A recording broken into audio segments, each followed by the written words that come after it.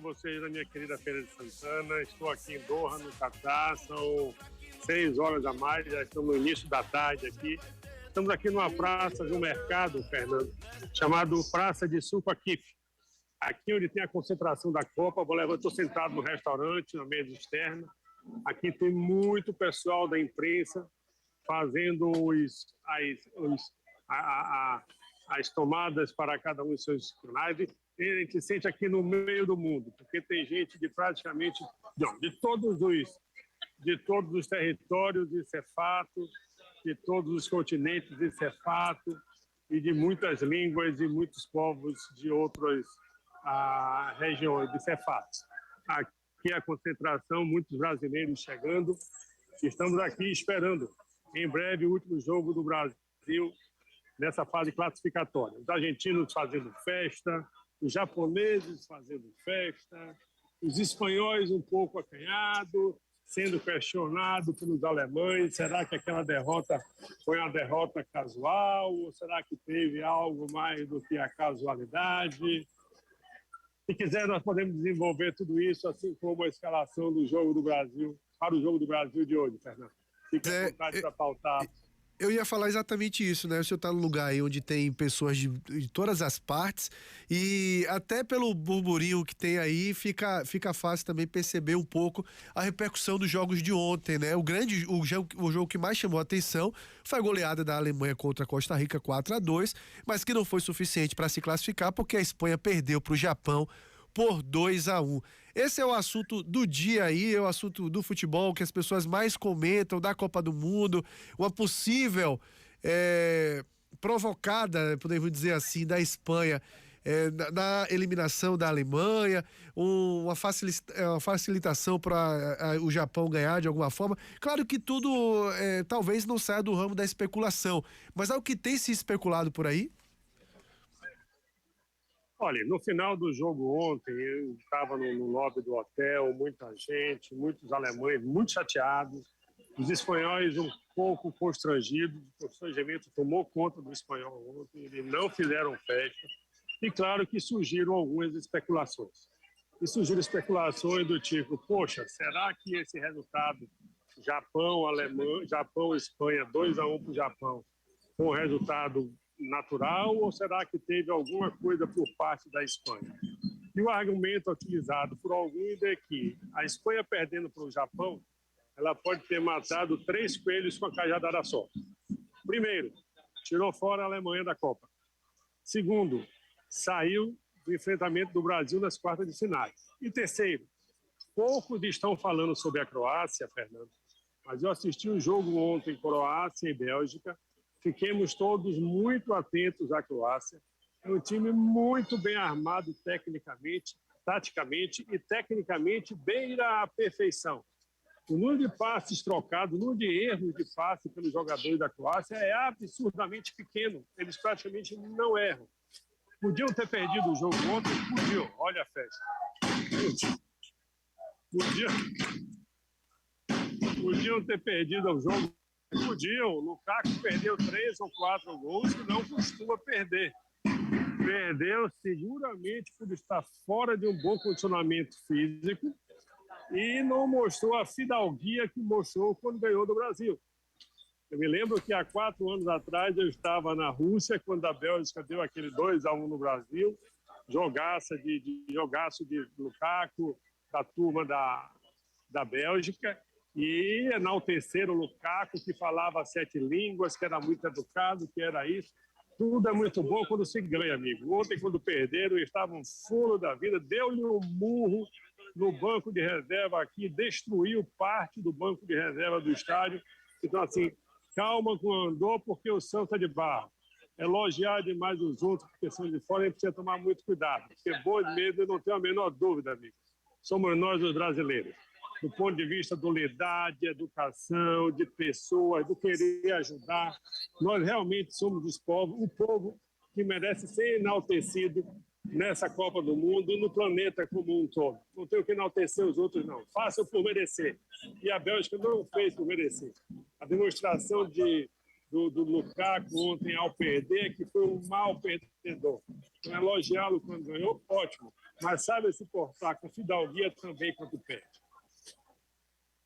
Mas e a Bélgica fora também, né? É a grande surpresa do grupo aí, talvez, Marrocos, né? Que passou em primeiro, inclusive, né? Derrotar o Canadá por 2-1. Isso chamou muita atenção.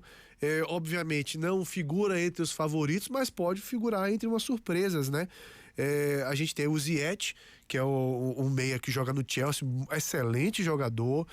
O próprio Hakimi, né, que joga no PSG, o lateral direito. Claro que são peças pontuais, mas é um time que pontuou 7, né? Fez 7 pontos, um time que não perdeu, venceu 2, empatou 1. É um time que a gente tem que ficar atento também e tirou, de fato, uma vaga que se dava como certa para a Bélgica, né? Todo mundo apostaria Bélgica e Croácia passando, passaram Marrocos e Croácia com Marrocos em primeiro colocado.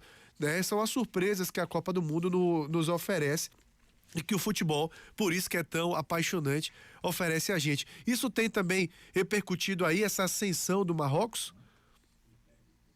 É repercutido não apenas a ascensão do Marrocos, mas de todos os países fora do continente europeu. Então você vê quantos países fora do continente europeu se classificaram. E eu vejo isso de uma forma muito clara. Há uma concentração de riqueza financeira no mundo, existe na Europa. Os melhores jogadores do mundo todo estão indo para a Europa. Mas, diferente do que muitos pensaram, isso não enfraqueceu as seleções dos países fora da Europa. Pelo contrário, isso fortaleceu. O Japão, que deu 2-1 na Alemanha, e o mesmo Japão, que deu 2-1 na Espanha ontem, a grande maioria dos seus jogadores joga na Europa. Muitos jogam na Alemanha, outros jogam na Espanha, outros jogam na Inglaterra. A quantidade de jogadores brasileiros, nós não precisamos falar, que jogam na Europa. Até que isso cresceu, isso fez com que eles conhecessem o ambiente em nível globalizado. Isso enfraquece os times fora da Europa, mas fortalece as seleções de fora da Europa. Não é à toa que o Japão chegou onde chegou, até a Austrália está lá, Marrocos está lá, o Brasil não precisa entrar nesse time, mas os Estados Unidos também está lá. Ou seja, são vários jogadores que hoje atuam em times de ponta na Europa e que são de países de outros continentes. Então, isso deixa os times desses continentes mais enfraquecidos, no entanto, as seleções saem fortalecidas. E isso se reflete nessas classificações dessas seleções para as oitavas de finais dessa Copa do Mundo. Para a gente encerrar, doutor André, vamos repercutir um pouquinho a seleção brasileira, né? Porque a gente comentava ontem aqui, a gente batia um papo na sua participação ontem, a gente falava da nossa vontade mútua, né? Minha e sua, de ter o Pedro sendo testado pelo técnico Tite.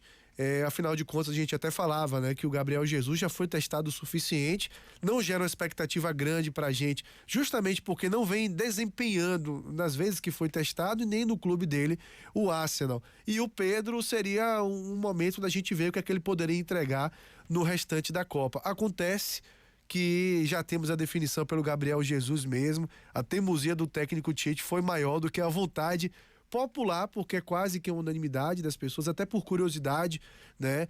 Ter a vontade de ver o Pedro jogando, para ver como ele se comporta nesse time. O Daniel Alves confirmado também. Como é que se houver essa escalação? Fernando, eu vou voltar a falar o que eu acabei falando em outros momentos.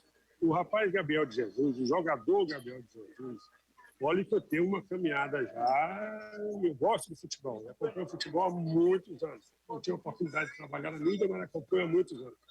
Eu não conheço nenhum jogador na história do futebol brasileiro que teve tantas oportunidades quanto o Gabriel Jesus teve.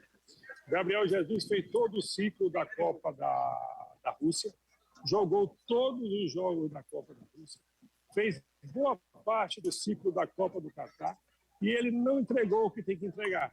O que é que o centroavante tem que entregar, Fernando? Gol. E o Gabriel Jesus entrega muito pouco na seleção brasileira. Por outro lado, nós temos um jogador como o Pedro, que fez uma excelente campanha nas Libertadores, fez um excelente desempenho no Campeonato Brasileiro, no último Campeonato Brasileiro pelo Flamengo, foi convocado pelo clamor da torcida, pelo que fez, não foi a favor de ninguém. E esse rapaz não é lembrado. E todas as oportunidades que tem para se oferecer, ele oferece para o Gabriel Jesus. Eu acho que era o momento de mostrar o Pedro, era o momento do Pedro jogar. O Tite quer preservar os titulares, está certíssimo. Nós temos um jogo segunda-feira que vem pelas oitavas de final, que não será um jogo fácil, então tem que poupar os titulares, concordo com ele. Mas continuar insistindo com o Gabriel Jesus, eu, na posição dele, não faria dessa forma, daria oportunidade para o Pedro. Ah, você está criticando o Gabriel Jesus? Estou. É difícil criticar centroavante, porque é muito fácil o centroavante a bola bater nele, entrar e queimar a língua do comentarista. Mas faz parte do jogo, e vamos de frente. Vamos vencer sim, com fé em Deus. E que o Pedro entre pelo menos aí no intervalo, no segundo tempo, e a gente possa ver ele jogando um pouquinho também. Eu tô muito curioso para ver. Não é possível que o Pedro entre na Copa do Mundo e saia da Copa do Mundo sem dar uma contribuição e sem agir, e sem sequer ter a chance de dar uma contribuição, da gente saber de fato o que é que ele vai poder entregar. Doutor André, muito bom o papo mais uma vez. E eu quero agradecer. Eu sei que o senhor vai se preparar. Vai pro jogo hoje também? Estou aqui nesse encontro agradabilíssimo aqui. Aqui a gente está numa Torre de Babel, onde tem pessoas de praticamente todos os continentes. E em breve estarei voltando ao hotel, botar a minha amarelinha, assistir o primeiro tempo do jogo de Portugal e logo depois irei para o estádio para assistir a Brasil e Camarões. A propósito, eu falei que a gente estava encerrando, mas para encerrar de vez mesmo, hoje a gente tem também, antes do nosso jogo, a definição do nosso adversário. Se a gente passar em primeiro mesmo, como a gente espera passar em primeiro, que é entre Gana e Uruguai. Eu tô com a sensação, esse Uruguai não tá me enganando não, não sei qual é a sensação do senhor, eu acho que pode dar Gana, viu? Acho que a chance é maior para Gana hoje. Se o técnico do Uruguai tomar juízo e colocar a Arrascaeta para jogar, tomar o juízo, tirar o Godinho da zaga e o time acertar o pé, pode ser que o Uruguai passe. Mas eu acho que está mais para Gana do que para o Uruguai. Vamos ver. Um abraço, doutor André. Até mais tarde. Fernando, um grande abraço para vocês. Um bom dia para todos e até mais tarde. Maravilha, doutor André Almeida conosco direto do Catar.